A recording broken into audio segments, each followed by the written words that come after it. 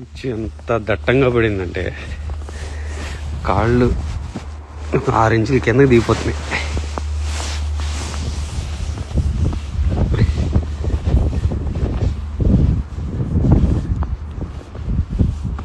పిల్లకాయలు గడ్డల కింద చేసేసి ఇల్లు కట్టేశారు. ఇసుకలో ఇల్లు కట్టినట్టు మంచులో కట్టారు. ఇగ్లు అనుకుంటే తెగాడుతూ ఉంటారు. ఫుల్లి ఎండ, మళ్ళీ కిందేమో దట్టంగా మంచు. ఇలా వస్తే మా ఊర్లో కుక్కలు నక్కలు పెళ్ళినవారు ఎండ వాన కలిసి వస్తే. ఇక్కడ మంచు ఎండ.